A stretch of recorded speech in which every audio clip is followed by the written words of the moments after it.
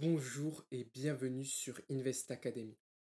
On se retrouve aujourd'hui pour le bilan de mon PEA pour l'année 2023.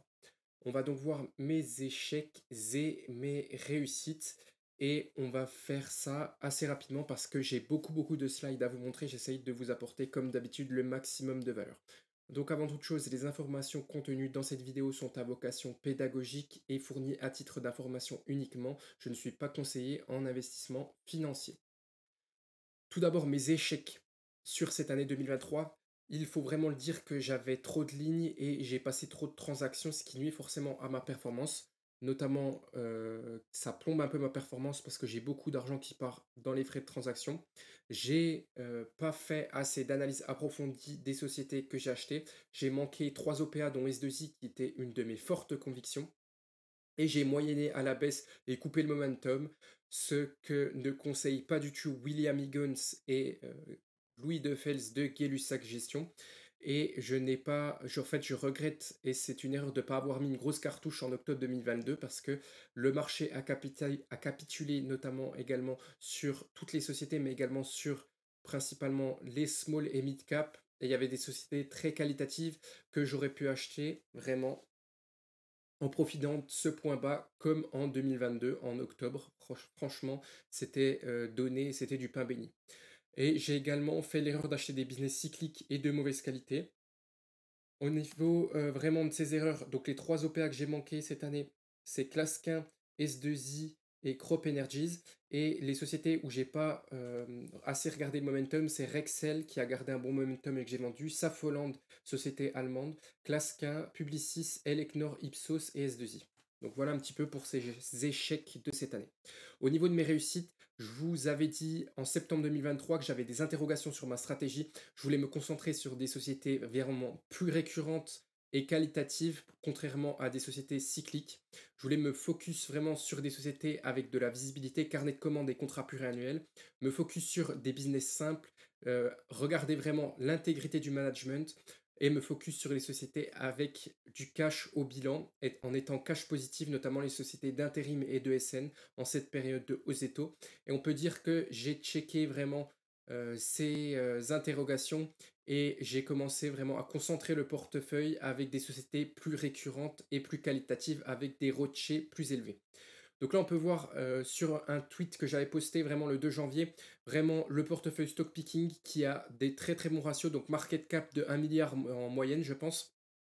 On peut voir vraiment les métriques retour sur les capitaux employés de 19,44%, donc ça c'est vraiment très élevé. Le marché est à 7,8. J'ai un forward price earning de 12,29, donc les bénéfices futurs de l'année des 12 prochains mois de 12,27 estimés. Donc c'est pas très cher. Un enterprise value sur EBIT de 9,25, c'est également pas très cher. On peut voir ici que les sociétés sont en cash positif parce que le net debt sur EBITDA il est négatif. Et on peut voir ici la croissance des revenus des sociétés du portefeuille sur 10 ans a été vraiment de 8,7% par an de croissance du chiffre d'affaires annualisé. Et au niveau des bénéfices, ça a été de 15,22% par an. Donc mes sociétés sont de plus en plus rentables au sein du portefeuille et ça a été fait grâce à FinChat. Donc vous pouvez retrouver vraiment ce tweet sur mon Twitter. Ce qui est intéressant, c'est de voir si c'est la lettre annuelle de Terry Smith sur son fonds Fundsmith. Et en fait, il met quelques ratios, notamment le ratio de Rothschild du S&P 500 et du FTSE 100 en excluant les sociétés financières. Et on peut voir ici qu'en fait, les sociétés de mon portefeuille ont un retour sur les capitaux employés plus élevé que l'indice S&P 500 et FTSE 500 avec les machines de guerre qu'il y a dedans, notamment les GAFAM et vraiment les grosses sociétés à grosse marge que l'on connaît très bien. Et voilà un petit peu ce que je voulais vous dire là-dessus. Donc le portefeuille est quand même très qualitatif et investi avec de forts retours sur les capitaux employés, ce qui est synonyme d'avantage concurrentiel. Au niveau de la performance du stock picking plus les ETF, je suis à 13,20 sur cette année, je suis assez déçu, mais c'est quand même une performance pas dégueulasse. Au niveau vraiment du Lixor CAC 40, on est à 19,72% et du PEA Monde, on est à 19,58, donc je sous-performe ces deux indices. Au niveau du stock picking, un peu déçu par contre, je suis à 7,76%, j'étais à moins 9% en octobre où ça avait capitulé, donc en fait le portefeuille a repris plus de 16% en moins de 2 mois, enfin en 3 mois. Ça a été vraiment, très, très dur en octobre, mais bon, on reste investisseur à long terme et on sous-performe vraiment les indices et je suis un peu déçu là-dessus. Même, William Higgins, il me surperforme avec 14% de performance sur son fonds France. Il y a juste Gay-Lussac qui fait à peu près, la même performance en ligne avec, moi. Donc voilà, je suis quand même déçu de cette performance, même si c'est pas non plus une performance négative. Donc voilà un petit peu pour le portefeuille. J'avais 6 985 € en décembre 2022 et au 31 décembre 2023, je suis à 12 956, notamment parce que j'ai fait 4 700 € d'apport. Voilà. Au niveau des dividendes, j'ai touché 148,63 € de dividendes en 2023, notamment 16 € d'Aubet, 12 € de Steph et 10,15 € de Viel et compagnie. Aubet, je l'ai vendu, donc je vais plus toucher de gros dividendes de la part de cette société. Donc toujours sur cet objectif d'être 30% ETF, 70% small et mid cap, je suis actuellement à 62% en small et mid cap et 38% en ETF. Donc ça, c'est vraiment, je m'approche petit à petit de mon objectif de répartition de portefeuille. Première société que j'ai vendue, c'est S2I. Grosse erreur parce que j'ai manqué vraiment 59% de hausse suite à l'OPA pour aller sur la société Neurone qui est plus défensive et plus récurrente. La société S2I, elle fait principalement du développement avec un petit peu de maintenance, mais principalement du développement avec des contrats de 4 à 6 mois. Et c'est vraiment une société qui répondait à mes critères d'investissement, la moins chère du marché des ESN avec une croissance supérieure au marché et un excellent retour sur les capitaux employés de plus de 25%. Et elle est vraiment CAPEX light, elle a très peu besoin de cash pour tourner chaque année et gagner toujours plus d'argent, ce qui fait que c'est très rentable et très profitable comme investissement. J'ai vendu, acté une perte à moins 5,65%. Donc voilà pour S2I. Au niveau de séché environnement, j'ai vendu car je voulais réduire mon nombre de lignes. C'était vraiment une société CAPEX-IV. Donc on a besoin de réinvestir 12% du chiffre d'affaires chaque année. Donc c'est assez important. Et on a une dette qui est importante à 3,9 fois la dette nette sur EBITDA. Donc c'est assez élevé à ce niveau-là. Et on a une croissance pas énorme et j'ai acté une plus-value de 12,72% sur ce titre. Ensuite, j'ai vendu Mersenne, également pour réduire mon nombre de lignes. C'est du CAPEX CV à 10% du chiffre d'affaires et on a une dette nette sur EBITDA de 1,3 fois. Donc c'est pas non plus une grosse dette par contre, mais on a une augmentation de capital plutôt que de couper le dividende pour croître plus vite. Ça, j'ai pas trop aimé, mais Mersenne, elle continue de délivrer. C'est une société que j'apprécie quand même particulièrement. Une société industrielle quand même à fort besoin en investissement, mais le plan de croissance qu'ils ont proposé, il est toujours respecté, il est toujours en ligne et il est plutôt très bon. J'ai vendu à moins 22,76%, donc au point bas encore une fois. J'ai pas eu de chance à ce niveau-là, mais bon, c'est le jeu de la bourse et je réduis mon nombre de lignes, c'était pas non plus ma première ligne, donc je ne m'en fais pas vraiment pour cette société. Ensuite, j'ai vendu Fountaine Pajot pour réduire également mon nombre de lignes. C'est un business cyclique, voire 2008 et 2012 avec Beneteau. Il y a des difficultés sur la profitabilité du four, même si elle est à l'équilibre cette année. On a passé une dépréciation de 13 millions d'euros à cause de ça. Donc j'ai eu un rendement acté de 4,83% sur cette ligne. On a une valo au tapis à 2,2 fois l'enterprise value sur EBIT, 600 millions d'euros de carnet de commande. Donc c'est la société avec le plus de visibilité actuellement par rapport à Katana et Beneteau. On a au moins 10% de croissance, nous dit le management organique en 2024, et on a une dizaine de commandes de bateaux de 80 pieds dont le prix de vente peut avoisiner 7 millions d'euros pièce. Au niveau de la trésorerie, la société a 118,1 millions d'euros de trésorerie nette. On a 112,4 millions d'euros d'avance client dans la trésor, et donc on a vraiment une trésorerie pure de 5,7 millions d'euros. Ensuite, j'ai vendu la société Veralia, donc notamment pour réduire mon nombre de lignes. C'est une société également CAPEX IV avec 10% du chiffre d'affaires qui a besoin d'être réinvesti chaque année. On a des mauvaises nouvelles avec la fermeture de fours, notamment à Cognac, c'est ce qui m'avait inquiété et que j'avais vendu. On a une augmentation des prix qui est désormais terminée et on a une marge EBITDA de 23% contre 28,4% pour l'année 2023 et 25,8% en 2022. Donc je pense que la société a pu augmenter ses prix fortement, mais que c'est la fin vraiment du pricing power, notamment avec des volumes en forte diminution, et ils s'attendent à des résultats flat en 2024. Là, je voulais vous montrer quand même ce qui est assez important, c'est que sur le premier semestre 2023, on a une baisse des volumes en tonnes de 9,5%. Donc, Verallia a pu compenser ça avec des effets de prix, mais c'est pas infini. Et ils s'attendent également à une stagnation, une normalisation en 2024 et un retour à une croissance du tonnage de 2% par an, donc une croissance des volumes du marché, ce qui est pas non plus exceptionnel. Donc voilà les bidas à quoi ils s'attendent. On était à 1,1 milliard en 2023 et ils s'attendent à 1 milliard en 2024. Et donc là, au vu de la marge, c'était une question du Q&A ça. Au vu de la marge EBITDA 2023, enfin du T4 à 23%, devrions-nous considérer cela comme un niveau normatif pour l'avenir? La réponse est non, ce n'est pas l'avenir, ce n'est pas ce que nous voulons offrir. Il faut considérer 2024. Il faut considérer qu'en 2024, encore une fois, nous avons pris des décisions fortes d'adaptation, ce qui impacte la marge lorsque vous tournez à 80% seulement. Donc en fait, ils tournaient à 80% de leur capacité maximum. Donc en fait, ils ont quand même réussi à créer vraiment de beaux chiffres et de montrer de beaux résultats malgré 20% de capacité en moins sur l'année 2023. Donc voilà, encore une fois, avec la ferme volonté de ne pas avoir d'impact sur l'avenir et d'être bien préparé pour l'avenir et surtout à partir du premier trimestre. Donc ensuite, société suivante que j'ai vendue, c'est Obey. Obey, elle a eu un faible T4 avec un chiffre d'affaires en croissance seulement de 1% et de 4% en 2023. La croissance pour 2024, elle est faible, prévue entre 0 et 4%. Stagnation de l'effectif, ce n'est pas la meilleure ESN. On a l'Italie qui va mal avec un taux d'intercontrat qui est élevé. On a une baisse de 8,3% du résultat opérationnel en lien avec la baisse de l'activité. La société est moins résiliente que je l'avais prévu et on n'a pas de catalyseur à court terme, pas de croissance embarquée. Donc voilà un petit peu pour Obey et pourquoi j'ai vendu, notamment en perte. Vous voyez, j'avais une ligne que j'ai vendue à moins 3,7% et une ligne que j'ai vendue à moins 28,06% parce que j'ai acheté en différentiel. Pourquoi je vends? Donc, ID Midcap, voilà, donc la croissance organique en T4, elle est plus 1%. Sur l'année pleine, elle est à plus 4%, donc c'est pas non plus exceptionnel. Et parmi les derniers avis d'analystes, ID Midcaps a dégradé le titre à accumuler visant un cours à 44 euros.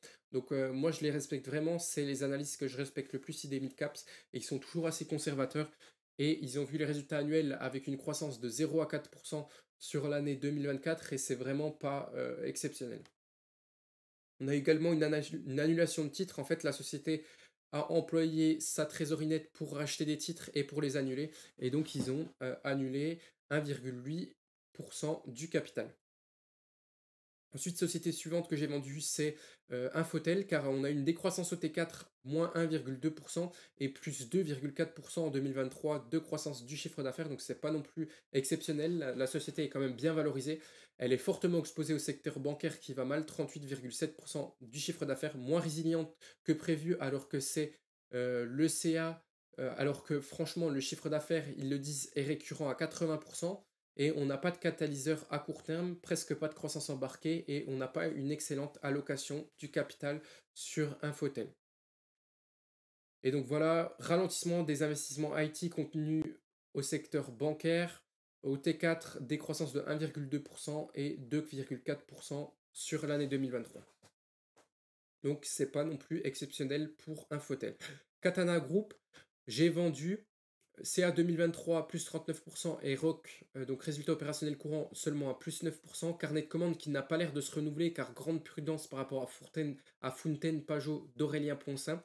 L'activité motonautique qui va pomper tout le cash, notamment avec leur nouvelle marque de motonautique. Et on a un alignement des intérêts qui ne sont pas top. On a des royalties qui sont versées notamment sur la marque Bali parce que c'est la financière Poncin qui détient la marque et Katana donne du cash à la financière Poncin parce qu'ils utilisent les bateaux Bali. Enfin, ils vendent des bateaux Bali, donc c'est vraiment pas très cool. En fait, ils se prennent un pourcentage sur chaque bateau vendu. On a quand même un T1 2024 qui est très bon à plus 16%, mais j'ai préféré m'éloigner de la société. J'ai vendu un peu en perte, mais j'ai eu de la chance parce qu'elle est redescendue à 5 euros quand même, et j'ai vendu au-dessus de 6 euros. Donc voilà, la retombée de l'euphorie post-Covid combinée à un contexte inflationniste et de hausse des taux a généré un plus grand attentisme et rendu les anticipations plus complexes. Même si la visibilité est moins profonde qu'il y a quelques mois, elle reste cependant suffisante pour conserver une bonne dynamique de croissance. Donc voilà un petit peu ce que dit le management de Katana, moins d'euphorie et une normalisation du marché. Donc voilà, ici je vous ai mis des tweets très intéressants. Katana, c'est pas strictement bien aligné. Récemment, il y a une filiale de la holding, donc une sœur de la société Katana Côté, qui fait des prestations pour Katana Côté. J'ai oublié son nom. Ce genre de montage horizontal et non pas vertical pose toujours question. On a ici Mehdi qui nous dit 40% de la participation dans Composite Solutions s'est fait via la financière Poncin, égale possibilité que l'entité cotée rachète des parts dans quelques années bien plus cher. Le management se paye en royalties. La financière Poncin facture des royalties à l'entité cotée pour la marque Bali. Et récemment, il y a eu pour 5 millions d'euros de CCA dans une filiale sous-traitante possédée par la financière Poncin. Nous, les minots, on se retrouve avec du stock pas livrable car manque de moteur et du BFR à financer dans l'entité cotée. On avance des sous à la filiale possédée par la famille. Donc voilà, Apayote n'est pas conçue en bourse, elle appartient exclusivement à la société financière Poncin. Le site de production à Maran des Bali 4.6 et 4.4, pourquoi n'était pas consolidé dans l'entité cotée? Cela n'indique pas que le management ne soit pas intègre non plus, mais comme dit Philippe, ça pose des questions. C'est un montage hérité de la quasi-faillite de 2008 de Poncin Yacht à l'époque, qui depuis a été racheté par le groupe pour en faire la filiale de fabrication des 4.6 et 4.4 sous le nom d'Apeyacht. Donc voilà, ce que nous dit Mehdi, c'est que néanmoins, Katana reste une recovery récente, la boîte n'est pas profitable, enfin la boîte elle est profitable que depuis 2017, et j'entends que ça reste récent, l'épisode Covid, etc., etc. Espérons que la pérennité de la boîte étant désormais assurée, ça ira dans le bon sens concernant l'alignement majoritaire-minoritaire, donc à suivre. Donc maintenant que tout va bien, est-ce que la société va essayer de s'aligner et enlever ce système de royalties? C'est la question. Et à ce moment-là, la plupart des investisseurs vont retourner sur Katana parce qu'elle sera mieux alignée. Ensuite, j'ai vendu Publicis Group, réduction de mon nombre de lignes, encore une fois, pas de grosse croissance à venir. On a un re-rating de la valorisation, notamment grâce à l'IA, mais correspond parfaitement à ma stratégie d'investissement de qualité.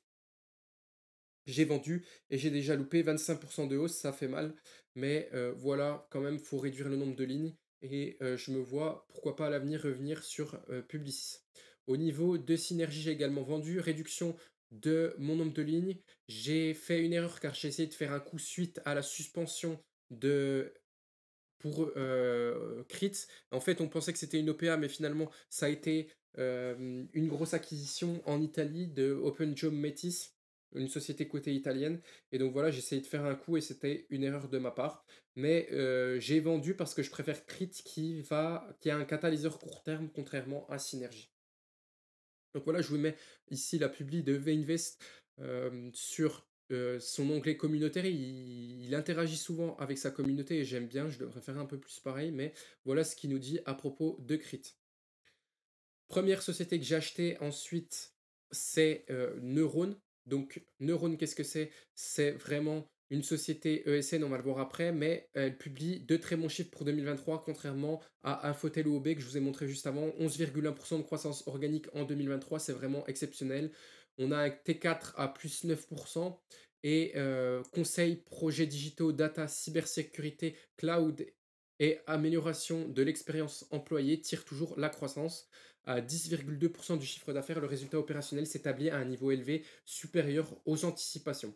Le développement du groupe s'est notamment appuyé sur une croissance nette des effectifs de 350 personnes en 2023 et un recours accru à la sous-traitance. Je vous ai mis ici les gains de part de marché. Donc sur un marché français des ESN de 33,8 milliards d'euros en 2023, et 32 milliards d'euros en 2022, soit plus 4,1%. Neuron passe de 2% de part de marché en 2022 avec 665 millions de chiffre d'affaires à 2,2% de part de marché en 2023 avec 741,2 millions d'euros de chiffre d'affaires et donc 11,4% de croissance et 11,1% à périmètre constant.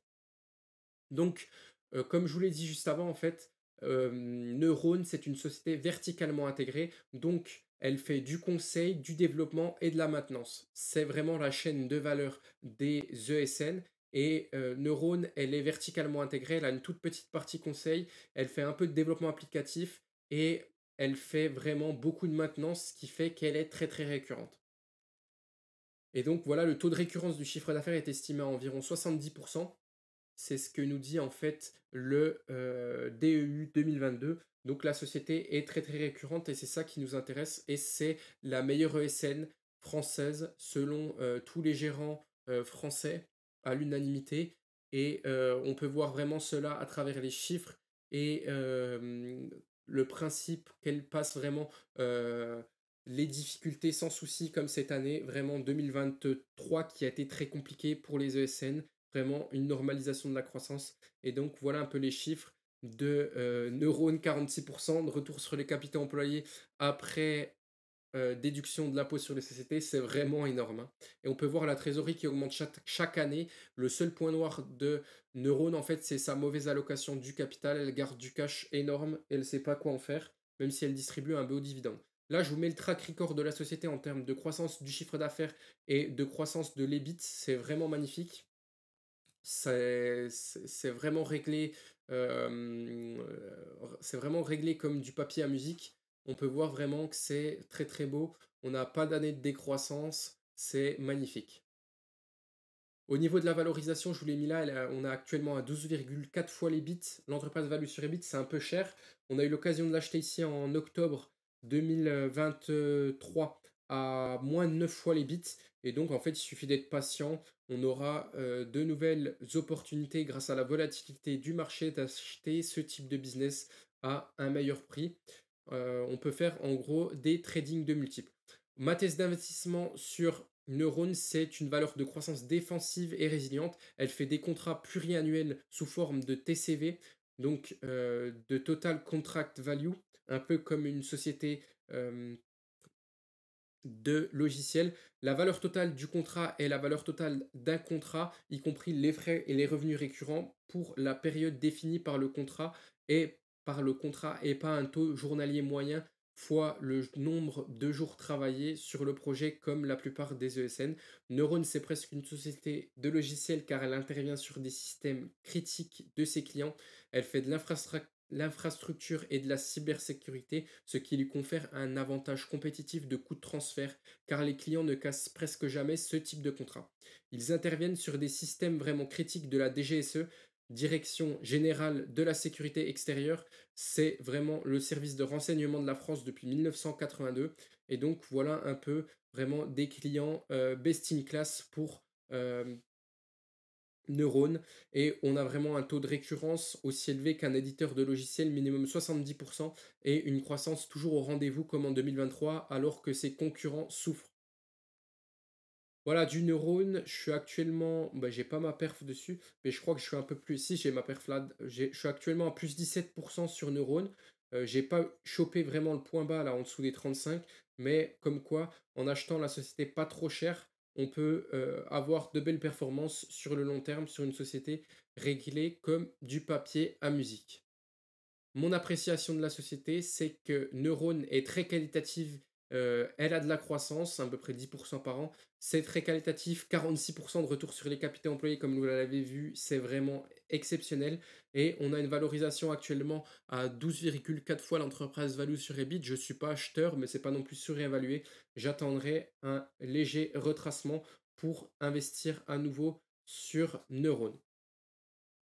Société suivante après Neurone, c'est l'excellente société Thermador Group, pardon, que vous connaissez sûrement notamment grâce à Philippe et également Thierry de Top Invest qui adore cette société. C'est donc une small cap française qui est dans la distribution Elle fait 759 euros de capitalisation boursière.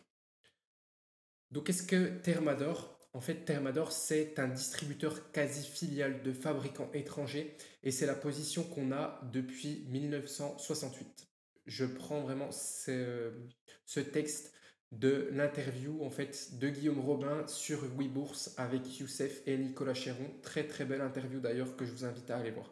Et donc, c'est la position qu'on a depuis 1968. Donc, son business model a fonctionné avec la première société historique du groupe Thermador qui vendait des accessoires de chauffage aux grossistes français et elle existe toujours aujourd'hui et comme ce business model a fonctionné, on a développé d'autres filiales sur d'autres produits avec un fil conducteur qui est la circulation des fluides dans le bâtiment. Donc aujourd'hui, on s'occupe de chauffage, de rafraîchissement, de ventilation dans le bâtiment. On s'occupe de circulation des fluides dans l'industrie. On a une activité aussi eau froide, donc la circulation de l'eau froide à la fois dans les univers domestiques, mais aussi dans l'univers de la piscine. Donc ça fait de la récupération d'eau d'arrosage, par exemple, du relevage d'eau usée. Donc ça, c'est des métiers qu'on maîtrise bien toujours en distribution. Et puis, on a également une activité de gros outillage avec des compresseurs d'air, des groupes électrogènes, des postes de soudage en grande surface de bricolage. Et ils ont maintenant également des conduites d'égouts de plastique pour le BTP. Et donc voilà un petit peu pour la description de Thermador. C'est un distributeur quasi filial de fabricants étrangers qui vend finalement à des grossistes. On a une exposition seulement à 10% du chiffre d'affaires à la construction neuve qui est assez cyclique et qui souffre en ce moment. Donc c'est assez bien au niveau de Thermador. On n'est pas trop exposé à la construction neuve. Quelques chiffres pour Thermador. Ils ont 66 892 articles en stock. En 2022, ils ont vendu 66 millions de produits, donc la population française à peu près. 181 tonnes de produits vendus par jour en 2022, c'est vraiment énorme. 24-72 heures pour une livraison en France, 2 à 6 jours partout en Europe. 42% des commandes dématérialisées, donc ça c'est un peu mieux. Ça permet d'être plus scalable quand on fait des commandes dématérialisées. Et 145 383 mètres carrés d'entrepôt, c'est vraiment exponentiel. Au niveau de Thermador, encore une fois, j'ai repris la vidéo de présentation de Thermador.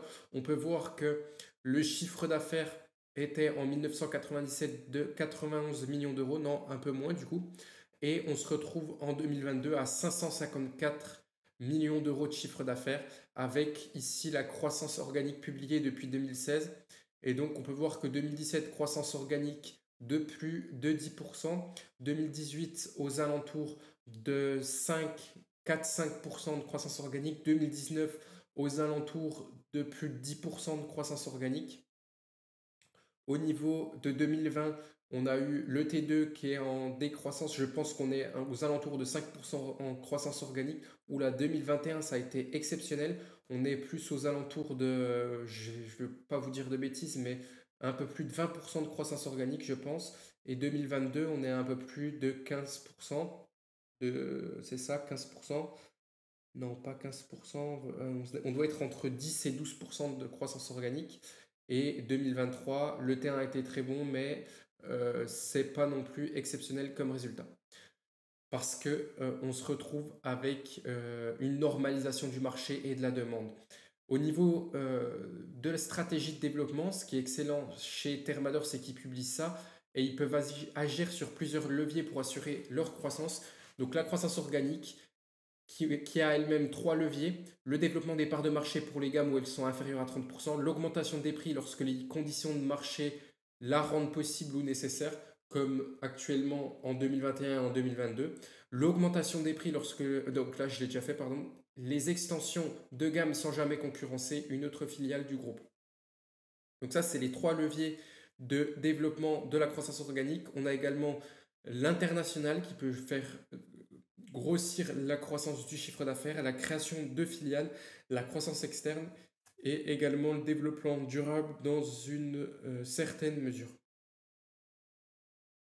Au niveau du dividende, vous connaissez sûrement Thermador et vous êtes peut-être actionnaire parce que c'est une société qui n'a jamais diminué son dividende. C'est un dividende aristocrate, je crois qu'on appelle ça, et il distribue 32% du résultat net en dividende. Donc c'est modéré et c'est ce qui permet d'avoir toujours une marge de manœuvre et qu'il soit toujours en augmentation.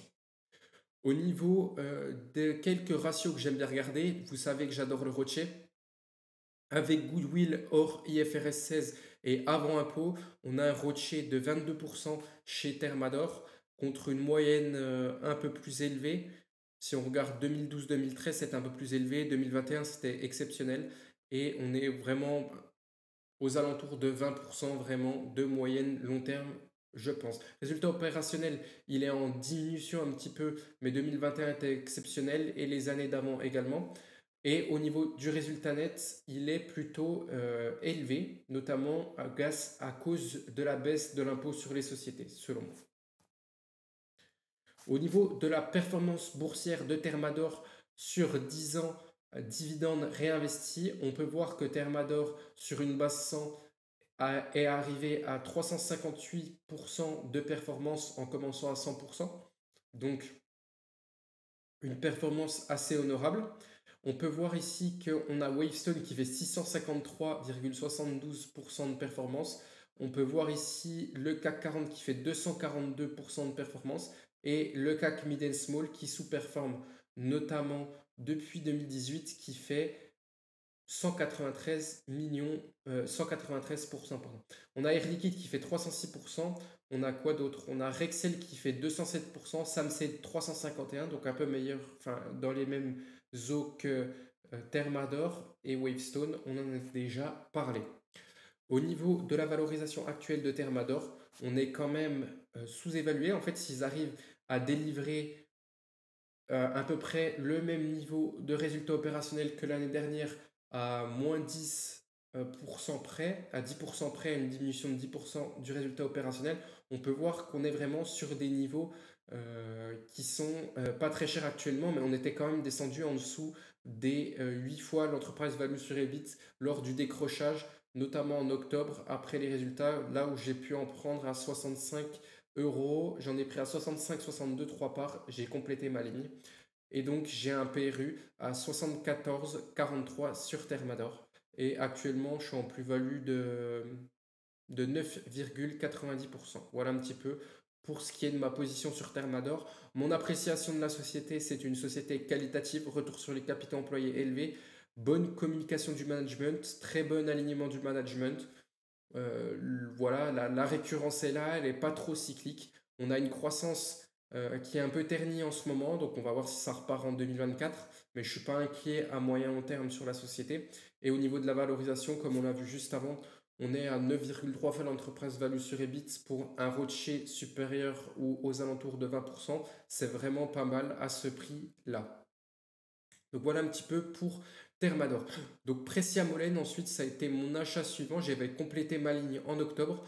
Je vous en avais déjà parlé dans mon dernier rapport de de septembre, pardon. Et elle a fait depuis 40% depuis ma dernière vidéo, depuis les 25-50. Et donc voilà un petit peu pour l'histoire sur Thermador. C'est une de mes lignes avec la plus grosse plus-value. Je ne m'y attendais pas. Bien sûr, vous le savez, je construis toujours des petites lignes.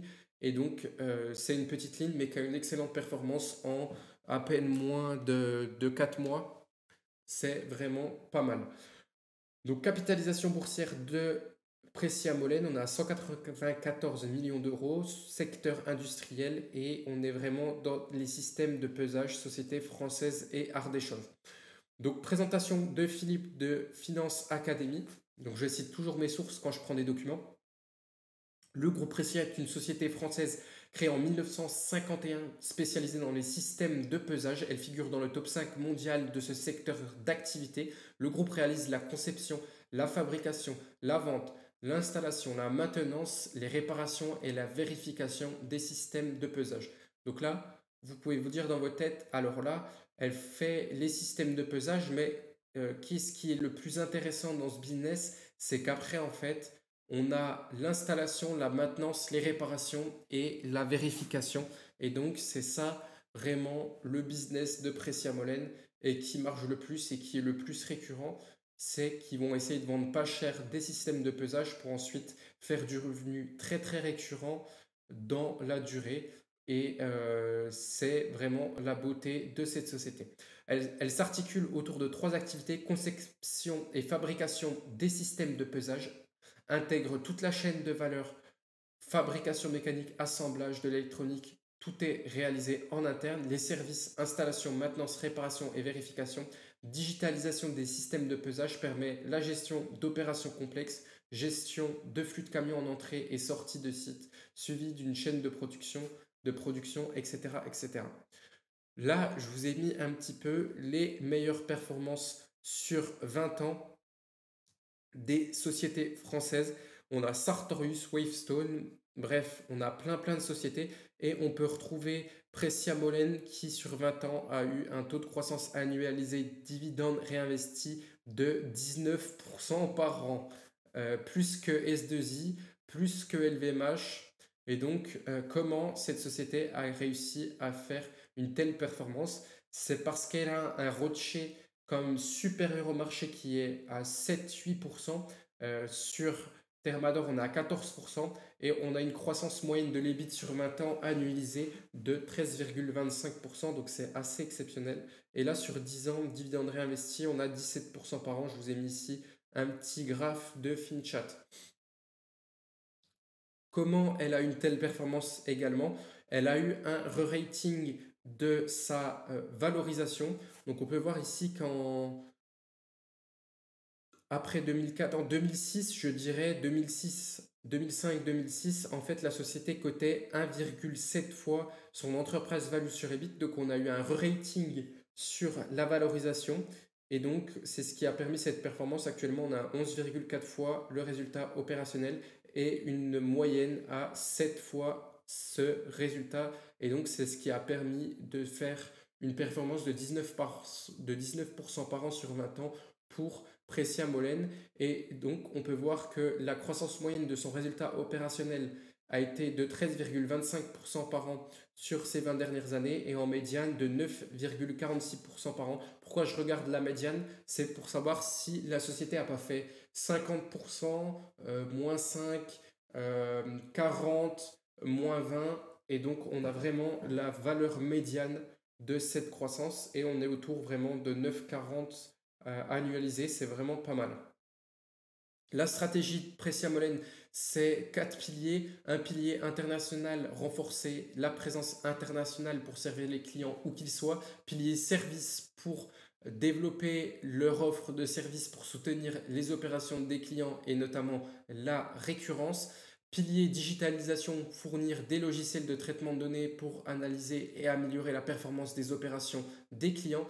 Et le pilier R&D, c'est-à-dire innover en permanence et développer des équipements innovants pour tous les clients. Et donc, cette société est familiale. C'est la famille Escaraville qui détient 45%, 65%, non, je dis n'importe quoi. C'est 55% de la famille qui détient le capital, la famille Escaraville qui détient le capital de Pressia Molen. On a une soutenabilité financière à long terme. Ils payent 25% de payout ratio et on a des activités M&A récurrentes soutenues par des partenaires financiers et une notation C3+ par la Banque de France. Je ne sais pas à quoi ça vaut, mais pour vous dire que pour une petite société d'à peine 200 millions d'euros de capitalisation, elle est présente partout dans le monde et c'est ce qui est très intéressant pour cette petite société Pressia Molen. Ici, c'est le résultat du premier semestre 2023. Donc, le 2022, on avait beaucoup souffert. Et là, 2023, on se retrouve avec un résultat opérationnel de l'ordre de 12,3% du chiffre d'affaires, notamment avec un effet de base, nous dit Philippe ici, un effet de base favorisant avec des provisions OS1 2022 de 1 million sur les capteurs et des fermetures des pays en perte, notamment en Australie et en Norvège, qui rapportent 0,8 millions d'euros de résultats opérationnels et de nouveaux entrants, Sénégal et Nouvelle-Zélande, pour 0,2 millions d'euros de résultats opérationnels, ce qui fait que en fait, on se retrouve avec une marge nette de 7,8% et de 3,8% par rapport au S1 2022. On était à 3,8% et là, on est à 7,8%. Espérons que cela continue. Donc là, on peut voir la très très belle performance économique de Pressia Molène. Donc on peut voir que depuis 2009, la société est en croissance à part 2013 et 2020, mais c'est très très régulier et très très récurrent. Comme catalyseur que j'aime sur les catalyseurs à court terme, moyen et long terme sur Pressia Molène, on a une diversification internationale qui marche fort comme en Inde. On a une vente et la vente ou la liquidation de filiales en perte. Donc comme on l'a vu ici dans les pays nordiques, on a Creative IT qui n'est pas encore utilisé à son plein potentiel à 100%. On a une marge EBIT historiquement haute et on a un bon carnet de commandes actuellement à 44 millions d'euros. Mon appréciation de la société, c'est une société qualitative qui est en croissance. Euh, on est sur une croissance de 5% par an du chiffre d'affaires et on a une valorisation, je ne suis pas acheteur à ce cours-là, mais qui n'est pas non plus déconnante. Au niveau de Pressia Molène, donc j'ai effectué mon deuxième achat de 4 parts à 24,82 025. Mon Dieu, 4, je dis un peu n'importe quoi, excusez-moi. 24,8225. Donc là, c'est avec les frais, on a quelques lignes après la virgule, donc 8225 centimes. Voilà un petit peu pour Pressia Molène. C'est le soir, je suis un peu fatigué. Donc j'ai un PRU, j'ai pas mon PRU d'ailleurs, mais je suis en dessous des 25 euros. Et donc j'ai une plus-value latente de 37,66%, même si ça a clôturé encore plus aujourd'hui. Elle a repris 3% ou 2% aujourd'hui, donc je dois être un peu plus haut. Donc c'est un plus 40% sur Pressia Molène sur une société qualitative. Ensuite, société suivante du secteur du numérique, Software IT Application. On est sur la technologie, on est sur Sword, c'est une société française, capitalisation boursière de 342,7 millions d'euros. Qu'est-ce que Sword? C'est le leader de la transformation technologique et digitale en croissance, stable financièrement et cotée en bourse. Elle est présente dans 17 pays. Elle a été créée en 2000 et c'est plus de 1000 clients dans plus de 50 pays. Donc elle est plus présente en France et ce qui est assez intéressant, c'est qu'elle est disponible dans le PEA-PME et on a une exposition assez internationale.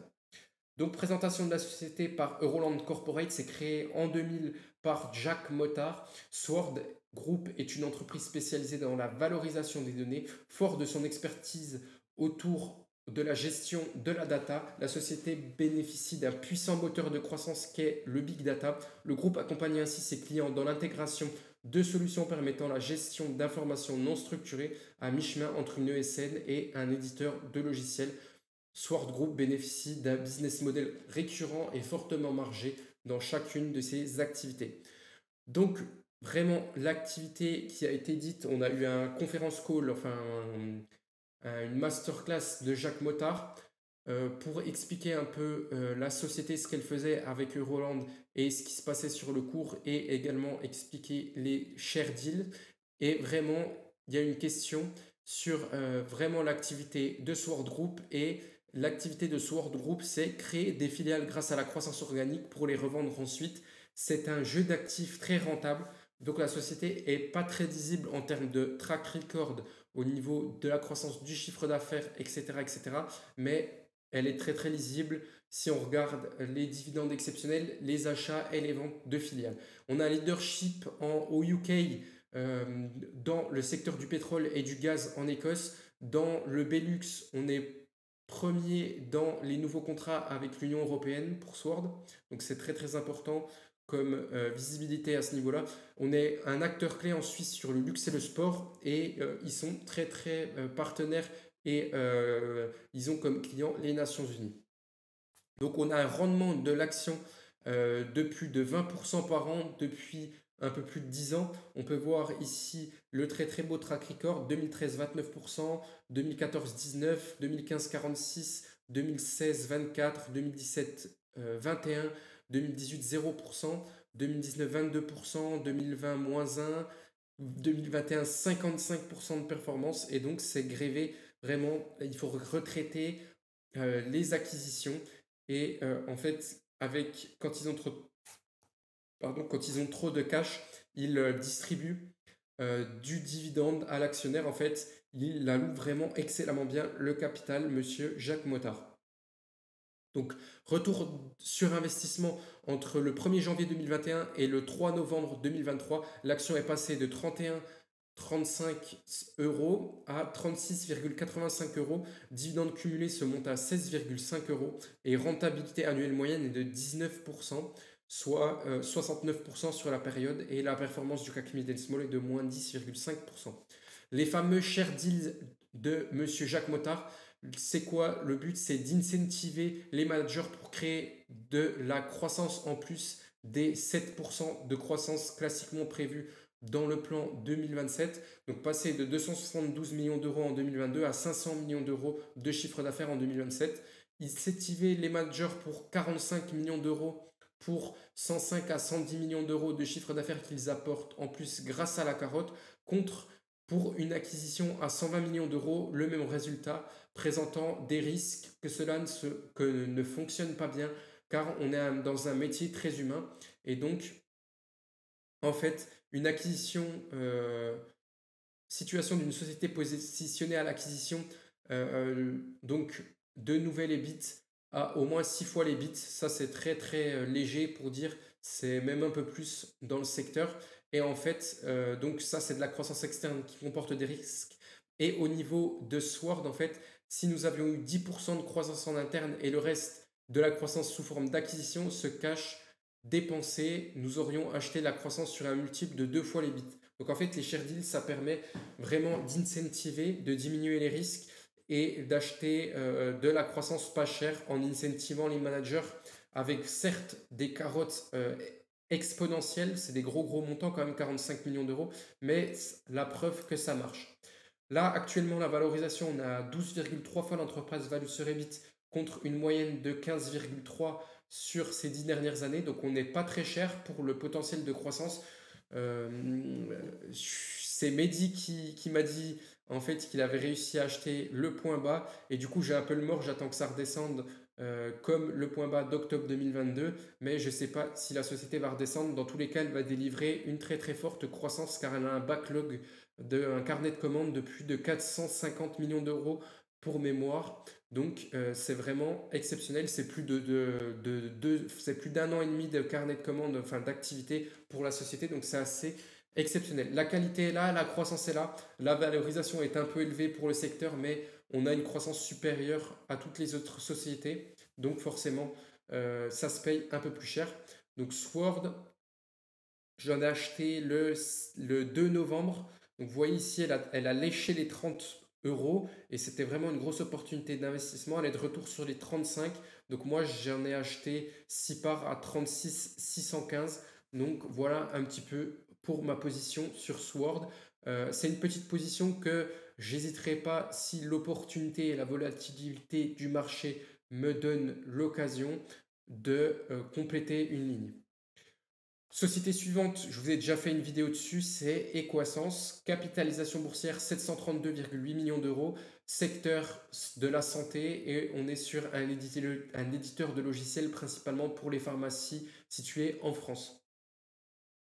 Donc Equasens, c'est le leader français de l'informatique officinale avec près de 44% des parts de marché pour les pharmacies, donc avec plus de 1240 collaborateurs. La stratégie du groupe d'Equasens s'articule autour d'un cœur de métier, l'innovation informatique au service de la santé et le développement de deux axes prioritaires. Un, les services et technologies à destination des patients et des professionnels de santé, notamment l'accompagnement du pharmacien dans le suivi de l'observance, et secondo, les domaines technologiques capables d'améliorer l'efficience des systèmes de santé. Equasens a développé des métiers spécialisés: informatique officinale, solutions pour la e-santé, solutions pour les professionnels de santé, solutions pour les laboratoires pharmaceutiques, applications et objets de santé connectés, place de marché en financement des ventes. Ces activités sont réparties en 5 divisions: Pharmagest, Axigate Link, eConnect, FinTech et Medical Solutions.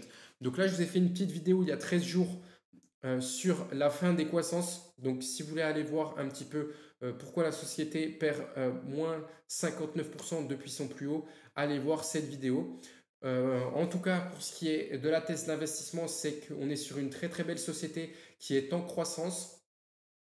Même si la croissance ralentit et on a un effet de base défavorable, on va le voir après, la société est très qualitative, très bien margée, plus de 25% de marge opérationnelle et elle génère vraiment des free cash flow énormes également. Et voilà, en fait, ce qui vient un peu nous tarauder, c'est le Ségur qui est un élément perturbateur. En fait, il est venu perturber la lisibilité du chiffre d'affaires. En fait, c'était une loi Ségur en fait qui finançait les logiciels, donc en gros la mise à niveau de certaines pharmacies qui avaient encore des anciennes solutions, en leur mettant par exemple des logiciels Equasens et donc ils ne payaient pas et en fait ces logiciels et donc ils sont mis à jour avec les logiciels de Equasens. Donc Equasens est venu faire du service et donc installer tout ça, tout le logiciel dans les pharmacies, mais ça a fait du chiffre d'affaires de service et en gros ça a fait de la croissance supplémentaire mais qui n'était pas récurrente après. En fait ça a eu un gros impact vraiment donc de 3,2 millions d'euros sur 2023 VS 7,3 millions d'euros en 2022. Donc on a eu un impact défavorable du Ségur sur cette année. Donc mon erreur sur Equasens, c'est que je ne dois pas moyenner à la baisse et ne pas sous-estimer le potentiel de baisse d'une action. On peut voir que l'action est un peu détestée par le marché actuellement et on a des très très beaux ratios actuellement. On a plus de 2% de rendement du dividende. On est à 12-13 fois l'entreprise value sur EBIT. On est à presque 9 fois en free cash flow yield. On a un free cash flow yield de 9%, donc c'est assez excellent et on ne comprend pas la croissance à venir sur le secteur pour Equasens, qui est vraiment une solution premium, je tiens à le dire, qui est plus cher que la concurrence. C'est un peu comparer un iPhone à un Huawei. C'est plus cher, mais au niveau expérience utilisateur, c'est très agréable et donc on essaye de garder captif le client dans ce système iOS et ici dans ce système Equasens qui essaye de se développer non seulement sur les pharmacies, mais sur les maisons de santé, les médecins, les kinés, l'hospitalisation à domicile, etc., etc. On est vraiment verticalement intégré actuellement.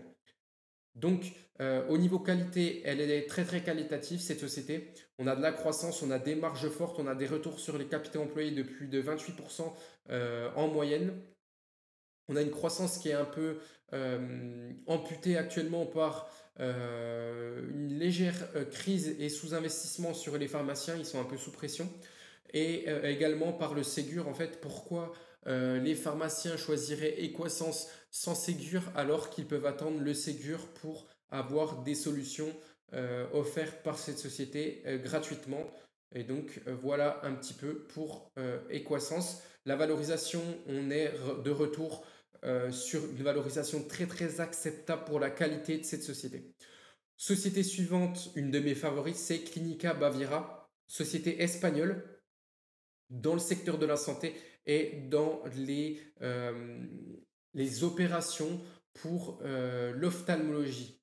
Voilà un petit peu pour Clinica Baviera, 393 millions d'euros de capitalisation boursière, cotée à Madrid en Espagne, disponible au sein du PEA.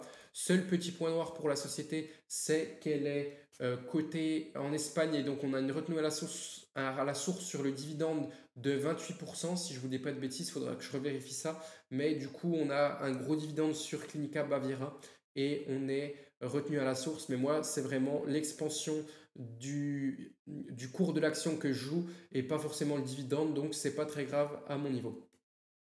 Donc là, je vous ai mis quelque chose que vous pouvez aller voir, c'est Hugo Voilhomme de Gay-Lussac Gestion qui parle de Clinica Baviera le 7 octobre 2022, il me semble. Et donc, voilà un petit peu pour voir un analyste parler de la société. Là, je vous ai trouvé vraiment, j'ai retourné le YouTube espagnol pour trouver une vidéo qui parlait de Clinica Baviera avec une note d'analyste où il débutait la couverture et j'avais bien aimé le titre, il n'y a personne d'aussi aveugle que ceux qui ne voient pas. Donc il parle de Clinica Baviera, donc ce rapport c'est Renta for Banco. Un potentiel à long terme favorisé par les méga tendances démographiques. Donc Clínica Baviera, en tant que leader de l'industrie ophtalmologique en Espagne, bénéficie du vieillissement de la population et des nouvelles habitudes de consommation. L'utilisation des nouvelles technologies a un impact négatif sur la vue. Donc les écrans, on est proche d'un écran toute la journée et ça, c'est vraiment pas bon pour l'œil. L'entreprise propose une large gamme de services, notamment les traitements de chirurgie au laser, chirurgie réfractive, myopie, hypermétropie, astigmatisme, implantation de lentilles intraoculaires et différentes pathologies, glaucome, cataracte. Son modèle économique a fait ses preuves avec 70% de nouveaux patients issus de la recommandation d'anciens patients grâce aux bouche à oreille et une équipe de direction engagée. Donc là, je vous ai mis un peu l'évolution de l'âge médian dans l'Union européenne de 2012 à 2022. On peut voir qu'en Portugal, l'âge médian a augmenté de 4,7 ans, en Espagne 4,3, Grèce 4,1, Slovaquie pareil 4,1, Italie 4,1 et en fait on a vraiment seulement la Suisse qui maintient un médian assez à seulement plus 1 an sur 10 ans. On a l'Islande, la Norvège, le Liechtenstein, la Suède. Ah mais c'est pas l'Union européenne en fait. C'est pour ça qu'ils avaient des valeurs qui n'étaient pas vraiment comme les autres. On a la Suède qui sont stables, Malte également, même en légère décroissance, Malte stable, Luxembourg plus 0,6, 0,8, Belgique, bref. On peut voir que la population vieillit de plus en plus, notamment pour nos amis latins, notamment Portugal, Espagne, Grèce et l'Italie également. Et donc voilà ce qui peut pousser une méga tendance sur Clínica Baviera. Donc les différents marchés sur lesquels opère la société, selon les types de soins dispensés, sont les suivants. Donc chirurgie réfractive ou les défauts réfractifs. Description, c'est des problèmes d'accommodation de loin ou de près. Et donc, l'âge de la population affectée, c'est 18 à 45 ans. Et pourcentage de la population affectée, c'est 35% de la population. Ensuite, la presbytie, c'est un défaut visuel qui apparaît quand un objet à distance apparaît flou. Et c'est parce qu'il se synthétise dans l'avant de la rétine plutôt que derrière la rétine, ce qui pose un problème. On a une population affectée, c'est les plus de 45 ans et ça affecte 80% de la population. Au niveau de la cataracte, c'est vraiment l'opacité du cristallin et c'est forcément passé par une opération chirurgicale pour traiter ce problème. C'est les plus de 50-65 ans qui sont le plus affectés et on a 70% de la population qui est affectée par cette cataracte. Et donc voilà un petit peu pour ceci. Au niveau ici de la cataracte, qu'est-ce que c'est? Je ne sais pas si vous allez entendre. Attendez, je vais regarder ça. Un autre. Hop, on va se placer là, je vais voir si vous allez entendre. Hop, ici. Attendez, est-ce que ça se lance? Il ne veut pas se lancer? Ah si, c'est bon. Hop. On va voir si le son s'active. Je suis désolé, c'est les aléas du direct. Un autre phénomène inéluctable apparaît si. avec l'âge, lui aussi provoqué par une modification du cristallin qui perd sa transparence avec le temps, c'est la cataracte.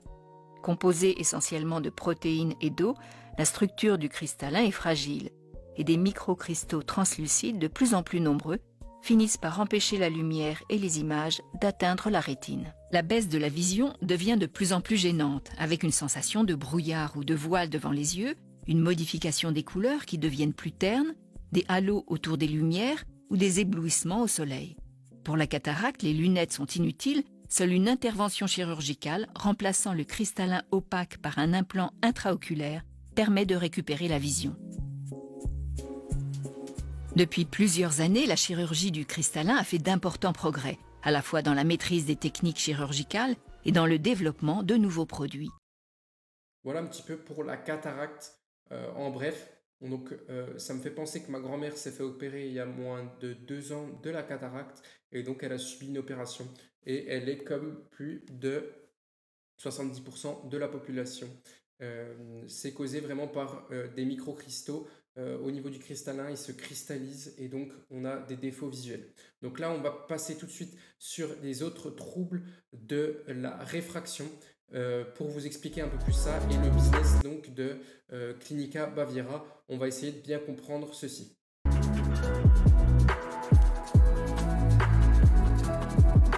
Je vous augmente un peu la vitesse pour que ça passe un peu plus vite pour vous. La myopie est un trouble de la vue qui se traduit par une vision floue de loin mais nette de près. Elle se corrige parfaitement à l'aide de lunettes ou par le port de lentilles. La myopie est de plus en plus fréquente chez l'enfant. Il existe des méthodes pour tenter de ralentir l'évolution de la myopie chez l'enfant. Il faut faire attention à l'usage des écrans, notamment les tablettes et les téléphones. L'utilisation d'écrans de près favorise l'accommodation et le développement de la myopie. Il faut également veiller à ce que l'enfant ait un éclairage suffisant lorsqu'il fait de la lecture ou qu'il fait ses devoirs. L'exposition à la lumière naturelle et le fait de pratiquer des activités sportives, que ce soit en intérieur ou en extérieur, permet également de ralentir la myopie.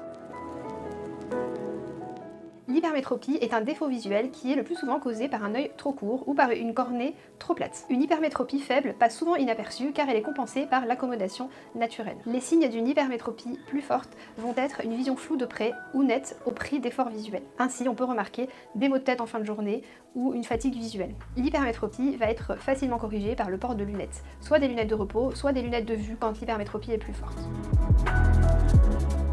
L'astigmatisme est le défaut visuel le plus fréquent après la myopie. Il peut être isolé ou associé à de l'hypermétropie ou à de la myopie. L'astigmatisme est généralement dû à un défaut de courbure ou à une irrégularité de la cornée. Une personne astigmate voit le contour des objets flous ou troubles, de loin comme de près. Elle a tendance à confondre certaines lettres ou certains chiffres semblables. Parfois, la sensibilité à la lumière, notamment lors de la conduite de nuit, peut être augmentée. L'astigmatisme, lorsqu'il n'est pas corrigé, peut entraîner une fatigue visuelle, voire des maux de tête. Il est facilement corrigé par le port de verres ou de lentilles toriques.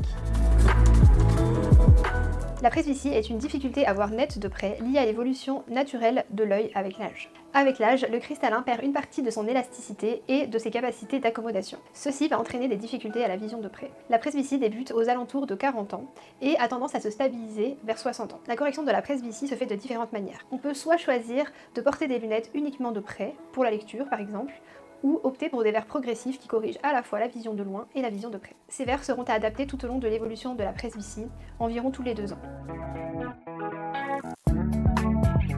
Le LASIK est une technique de chirurgie réfractive, c'est-à-dire une chirurgie permettant de s'affranchir des lunettes. Le principe de la chirurgie est de corriger la myopie ou l'hypermétropie, l'astigmatisme ainsi que la presbytie. Avant toute chirurgie réfractive, comme le LASIK, un bilan préopératoire précis est réalisé par le chirurgien. Lors de toute consultation ophtalmologique, lorsqu'un patient souhaite savoir s'il est opérable, nous l'envoyons réaliser un bilan gratuit au centre de réfractive afin de savoir si sa cornée peut supporter le laser. Dans le cadre d'un LASIK, certains paramètres de la cornée et certains paramètres de votre œil permettront ou ne permettront pas de faire ce type d'intervention. Voilà un petit peu. Donc voilà un petit peu pour ce que fait Clinica Baviera.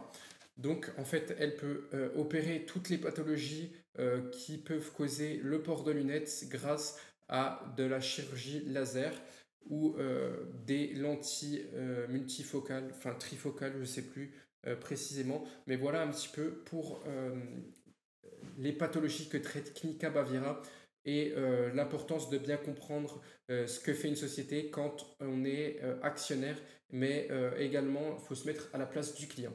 Donc ici, je vous mets présentation du graphique de seuil de rentabilité pour vous dire en fait que Clinica Baviera a un levier opérationnel autour de 1,1. Donc 1 euro de chiffre d'affaires en plus rapporte 1,1 euro en EBIT. La société est de plus en plus rentable si la croissance continue. Et en fait, on dépasse largement ici les charges variables et fixes. Et en fait, si on est ici, on n'est pas très rentable ici au niveau du point mort. Et plus on se rapproche du haut, enfin plus on grossit notre chiffre d'affaires, plus on dépasse finalement les charges fixes et variables et plus on est rentable et profitable.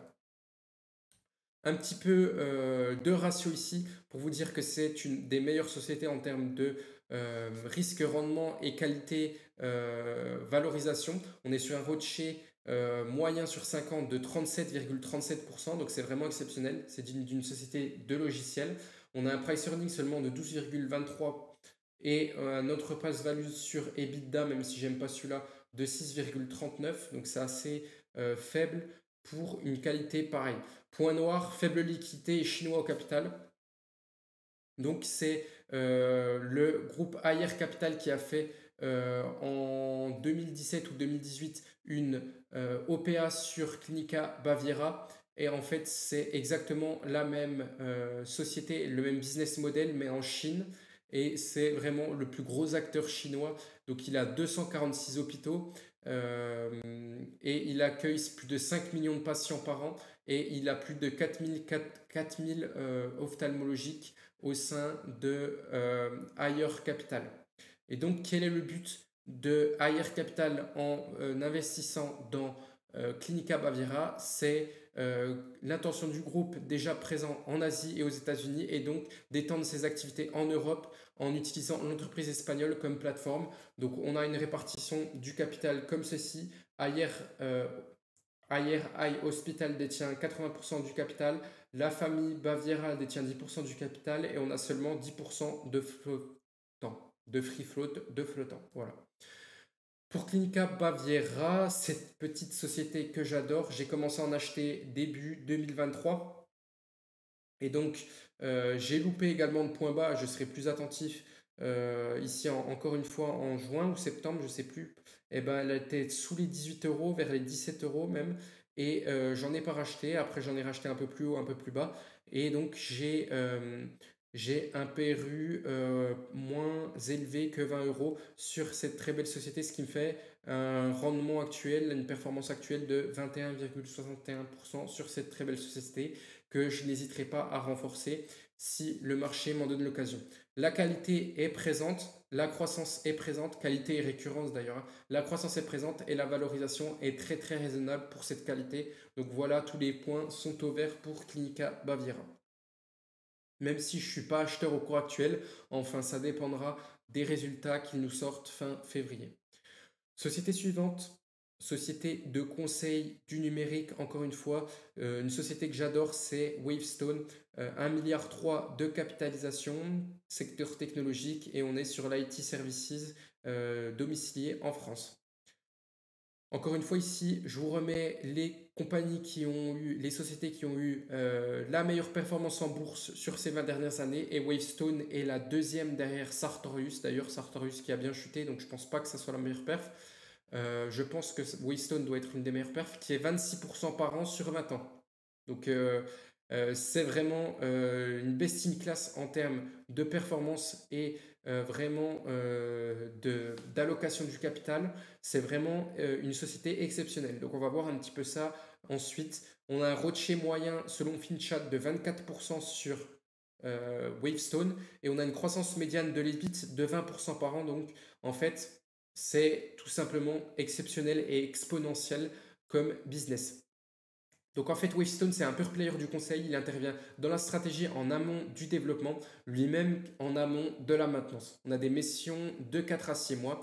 C'est une société familiale avec une des meilleures performances boursières en France, plus récurrence de performance, assez défensif et non cyclique. On peut voir que sur ces 20 dernières années, en fait, il n'y a eu que 2020 où le chiffre d'affaires a perdu moins de 5% d'ailleurs.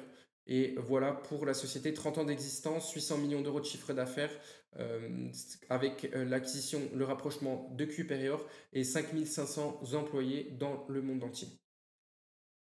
Voilà un petit peu ce graphique magnifique. Il parle de lui-même. Vous voyez, en 2020, on a à peine baissé de chiffre d'affaires. Et le graphique parle de lui-même, c'est très très beau, en croissance, seulement une année en décroissance. Il n'y a rien à redire sur ce graphique-là de croissance du chiffre d'affaires. L'EBIT, c'est pareil, c'est magnifique. 2020, légère décroissance, mais rien de bien significatif. Au niveau vraiment de Wavestone, en fait, c'est pour vous dire que la société verse un tout petit dividende. Elle a un petit peu de cash en ce moment et en fait, elle réinvestit tout le cash qu'elle réussit à obtenir chaque année dans des acquisitions et elle réinvestit ça à 24%. Donc on a vu le ROCE moyen de Wavestone de 24% par an. Elle le réinvestit et donc c'est une boule de neige exponentielle. Elle arrive à trouver des cibles, sachant que c'est une small cap, elle trouve toujours des cibles et réinvestit le cash au plus grand plaisir des actionnaires, pour le plus grand plaisir des actionnaires. Donc là, on a une très très bonne nouvelle dernièrement, c'est en 2023, c'est que la société se rapproche de Cuperior, un cabinet de conseil allemand, et en 2025, il vise 1 milliard de CA et 130 millions d'euros de résultats opérationnels courants, et à plus long terme, 15% de croissance du chiffre d'affaires, donc c'est vraiment pas mal. En comprenant les croissances organiques et les croissances externes, et une marge opérationnelle remontée à 15% parce que Cuperior a une marge opérationnelle de l'ordre de 8-9%. Ici, je vous mets les dividendes par action. Très très beau dividende en croissance également chez Wavestone, même si c'est un tout petit dividende. Au niveau de mon achat sur Wavestone, je suis à un PRU à peine plus de 46 euros. Voilà un petit peu pour la société. Et vous voyez, j'ai eu plus de... Bon, la société a bien chuté depuis ses 64 euros. Elle est bien remontée aujourd'hui, elle a repris 3%. Mais voilà un petit stock picking sur une société de qualité récurrente en croissance où on a très peu de chances de se tromper à long terme avec un retour sur les capitaux employés de 24%.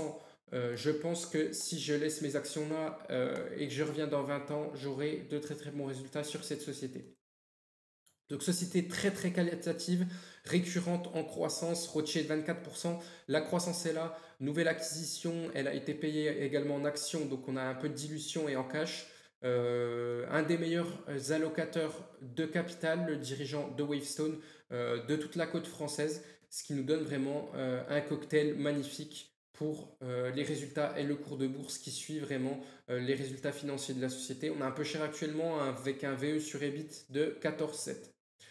Société suivante que j'ai achetée, c'est Voyageurs du Monde. On est vraiment sur une société small cap disponible dans le PEA PME, 562 millions d'euros de capitalisation sur vraiment le voyage. Le confinement a fait mal forcément à cette société. On a une position de valeur haut de gamme sur des voyages sur mesure avec une offre de service très élevée. On a en quelque sorte un consultant personnel quand on part en voyage.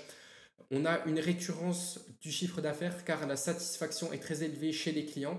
Panier moyen des clients, on est autour de 6-7 000 euros par voyage. Donc, ce n'est pas les smicards qui se payent des voyages voyageurs du monde. Donc, ce qui permet vraiment à la société d'être une cash machine à CAPEX light. On a 0,8% du CA qui est estimé en CAPEX en 2023. On a des acomptes pour un tiers du prix du voyage à la réservation. Donc, Voyageurs du Monde fait travailler ce cash à 4% actuellement. Et on a 136 millions d'euros de cash net actuellement retraité des acomptes. Donc, c'est vraiment pas mal. On a un historique de croissance organique et d'acquisition avec un S très solide.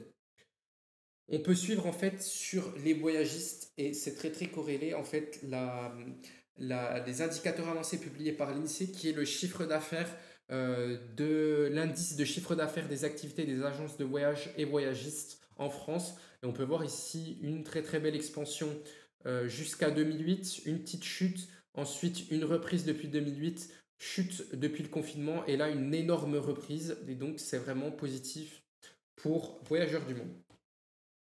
On peut voir ici les résultats vraiment exceptionnels de Voyageurs du Monde. C'est également très très beau, très linéaire, toujours en croissance à part ces 2 années où il y a eu besoin de rattrapage. On peut voir que l'EBIT suit vraiment la même croissance que le revenu. C'est vraiment quelque chose de magnifique. La société génère beaucoup de cash et c'est ça qu'on aime en tant qu'investisseur. C'est des sociétés CAPEX light qui génèrent beaucoup de cash, qui peuvent faire des acquisitions.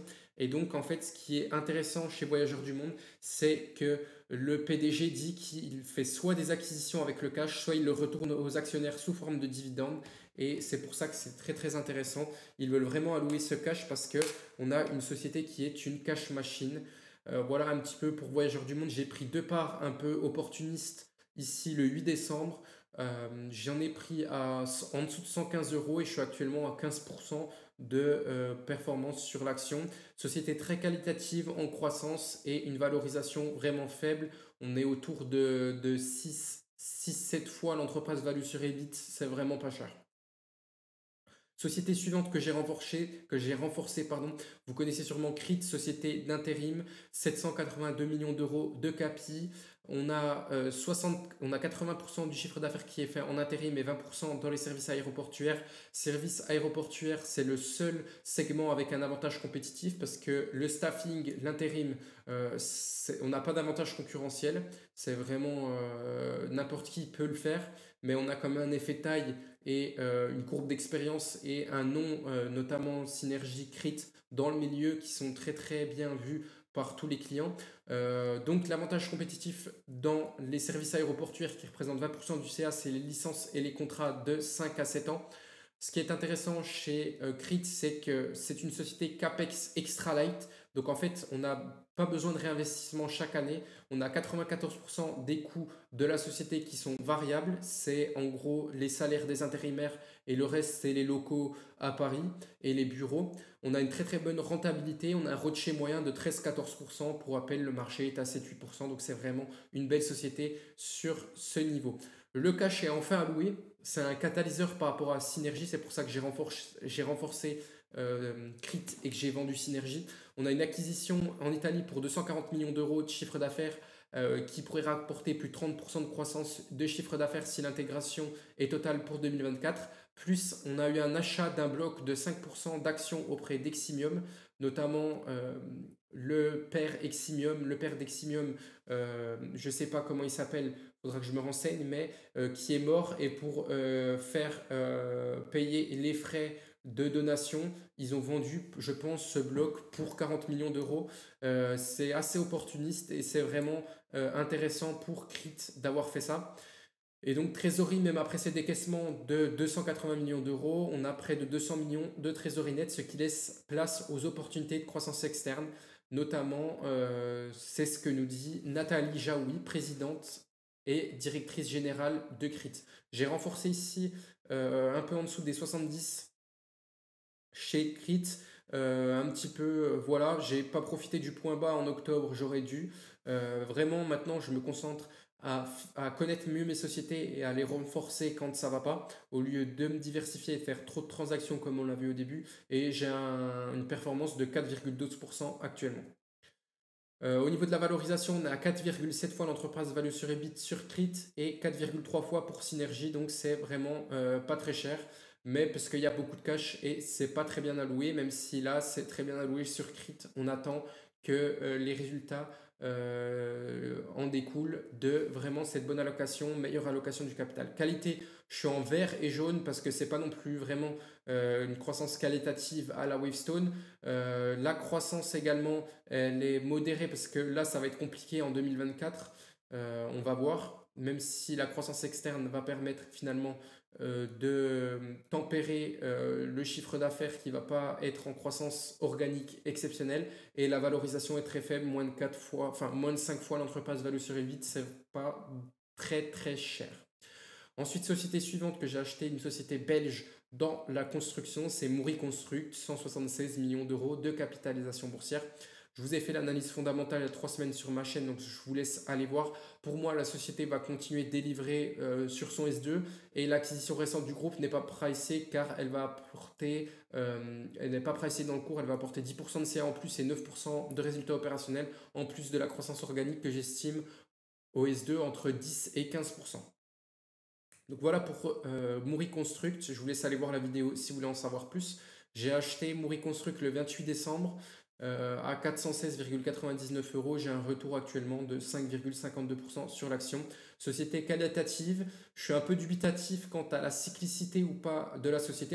Donc je vous ai mis ici ce que je regarderai dans ma vidéo à la publication parce qu'on est quand même sur de la construction et c'est cyclique. On est quand même sur 15% de marge opérationnelle. Donc sur un constructeur, c'est vraiment exceptionnel.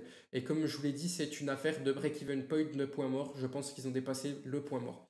Au niveau des contributions à ma performance, je vais vous faire le top. J'ai eu Ordina en 2023, Clasquin, Orsero, Precia, Wavestone, Prevas, Technip, Trigano et Groupe Guillain à plus de 20% de performance. J'ai eu également Lixor PEA Monde à 19,58. Et après, on a des sociétés dans un range et on va voir mes détracteurs.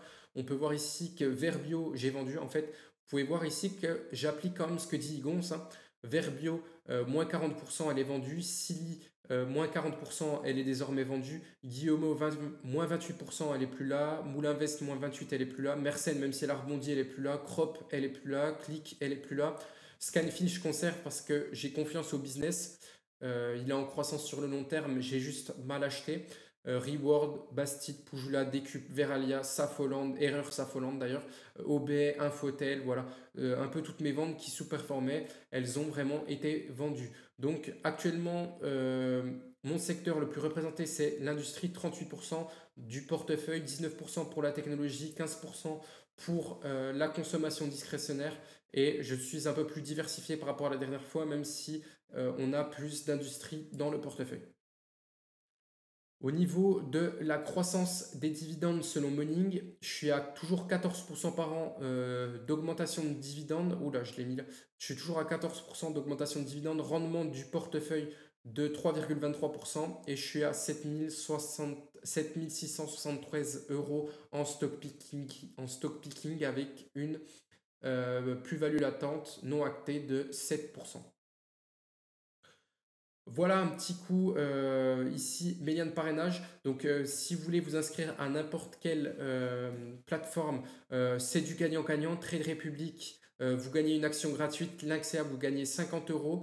Bourse Direct, vous avez 50 € offerts avec mon code parrainage. Boursobank, vous avez 150 € offerts. Ça dure 5 minutes. Vous pouvez supprimer le compte.